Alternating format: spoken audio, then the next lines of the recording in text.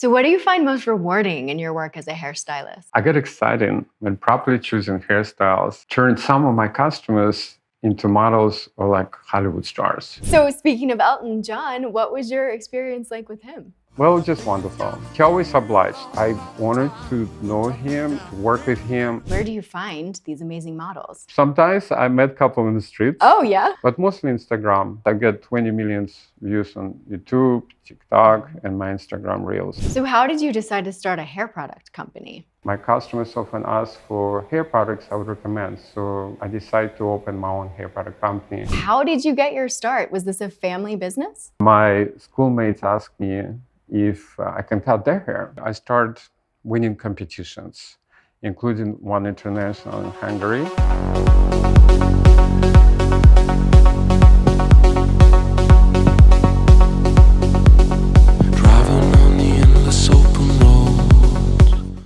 So what do you find most rewarding in your work as a hairstylist? I get excited when properly choosing hairstyles turn some of my customers into models or like Hollywood stars. Especially they would agree to embrace something different, more than ordinary. It's very rewarding when I hear from my customers that, oh, I see my creation of the new look is life-changing to them. Yeah. You know, I get in girls like crazy. So I'm good at taking photos when it comes to the striking haircuts. Some customers would use them for dating sites. And as a result, some of them already got married. Could you believe it? Yeah. So it worked, huge works, and we're getting married. Yeah. So I'm very, very honored because, of course, I cutting hair over 20 years. So I see all lives passing by me, and it's exciting. What can you tell us about your time working with Neil Sedaka? One day, when the world-famous celebrity came, Neil Sedaka, I know there might be troubled times, but we can work it out together. he came to my studio. He appreciated all the privacy and the way I did his hair. I didn't know who he was, and I gave him a good discount because all the musicians I met in New York didn't make any money. And he loved the discount, you know? He said, everybody takes advantage of me. Usually, like, he gave me discount. The next day, he sent his Rolls Royce, probably to improve that he has money, to pick me up so I could style his hair for around the biggest US TV show. And I realized how successful musician he was. It's all resulted that we started traveling around the world, in US, of course, and the world, doing his hair before concerts, including Australia, Latin America, Europe, everywhere. So when you work with celebrity, you start meet other celebrities, like in Las Vegas, especially because they hang out for dinners or go visit backstage each other. I meet Celine Dion, David Reynolds, Teddy Curtis, Judy, Siegfried and Roy. I want to tell you how I met Elton John. I think it's gonna be a long, long time. We'll touch down, bring me around and give a fire. I'm not the man. His manager, Reed, came to my studio for a haircut. And I asked him, oh, you work for Elton? Can I see him? And so he invited me to the concert in New Jersey. He was performing with Billy Joel at the time. And I took my ex-wife, Deborah. The concert, we went backstage after the concert to meet Elton. He was very nice, really liked me. And he asked me if I can do his hair during the travels. Oh, wow. As a result, I ended up working mostly with Elton John and Neil Sedaka for the next many years, probably 15 years. So speaking of Elton John, what was your experience like with him? Well, just wonderful. All these years I knew him, he never said no to me. For example, if any friends want a picture, bring them backstage, and he would agree to take a picture. He never said no or received a gift. If it's art, he called his people to like put in catalog, also after autographs or any tickets to his shows. So he always obliged. Basically what I say, I wanted to know him and have that opportunity to work with him and to admire by him. I felt like I was dealing with Superman in many ways. The way he radiates the energy and wisdom, how he talks. Always like almost a little nervous because he's like superhuman, amazing. It's a human sign when things go wrong. Where do you find these amazing models? Well, sometimes I met a couple in the streets. Oh, yeah? And I was like, can you model for my company and work? Yeah. But mostly Instagram. Through photographers that I work with. Also, I turn my customers into models. So who's your favorite male model you've ever worked with? It's hard to say because I find all my models pretty awesome, but Carrara Martini, probably my favorite ones. So what are your techniques and methods for cutting hair? I mostly use texturizing scissors for my long and medium haircuts. If I need, I use clippers, razor, and straight scissors. I like the artistic freedom I can achieve by using those texturizing scissors while working with men's long hairstyles, you know, just go chick, chick, chick, and slowly, you know, it doesn't cut right away. You have to use it a few times before you get a cut. So it's awesome. So if you want to see my creations, I have hundreds of photographs of my customers post on my Instagram account, Best Men's Haircuts NYC, Best Men's Haircuts, Haircuts NYC, because people look different ways. Also, I enjoy recording my interesting haircuts, you know, usually transformational haircuts, most popular. Guy comes from here and goes really short. So as a result, I get 20 million views on YouTube, TikTok, and my Instagram Reels.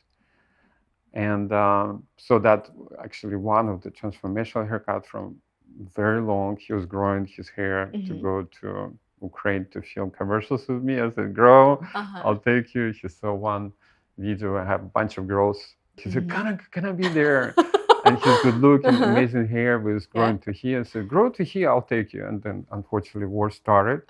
So he said, let's cut it. You're gonna get lots of views. I know you like to get views.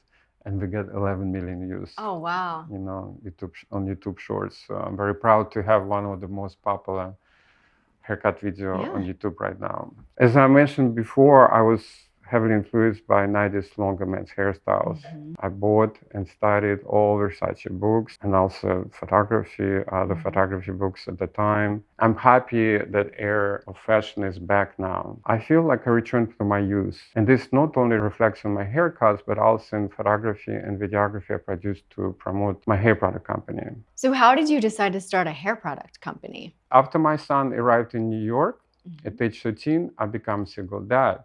And I pretty much stopped traveling. When I stopped traveling with the celebrities, I dedicate more services to men looking for long hairstyles. So in my view, the US barbershops tend to specialize in short, quick haircuts for men, and beauty salons more devoted to typically to women. Also, I noticed that most of my hair products and workstation have the kind of feminine look, like rose color, girl picture. I think hair product company overlooked this niche that products need for somebody who wears longer hair like mine, who wears long hair. Lots of stars, you know, Brad Pitt lots of time, Keanu Reeves, they all need some products to put it back, Bradley Cooper. Additionally, in the last few years, men become more interested in sophisticated looks. That's how I see it.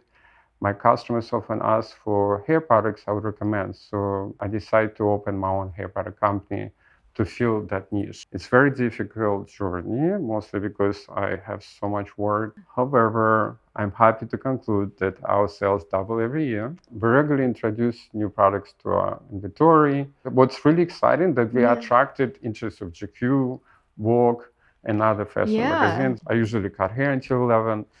I'm night owl. You know, I take a nap around dinner time, 9 o'clock, cut last couple of people, and then I go on the Zoom calls. My team mostly in Europe, and we work for like 4 hours a day. And I feel that Avenue Men team is my extended family. So no time to be bored or overthinking. Despite the fact that I'm almost working every day 18 hours, I consider that years of this life like best chapters of my career. So you're one of the most expensive hairstylists in New York City. How did you get your start? Was this a family business? Oh no, certainly not. I was born as a Ukrainian in former Soviet Union to a family of military doctor.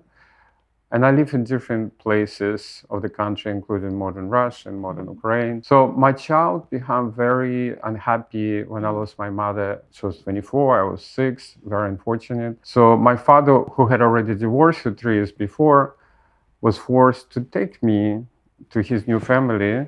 I felt like I was treated like an unwanted child. They don't want to spend any money on me or show me any parental love. One of the most unpleasant childhood memories, I hate the haircuts he would send me to like very short military haircuts. I look like Charlie Brown in my view. So at age 12, I start pretending to be sick after those trips because the girls start looking, we're getting this age.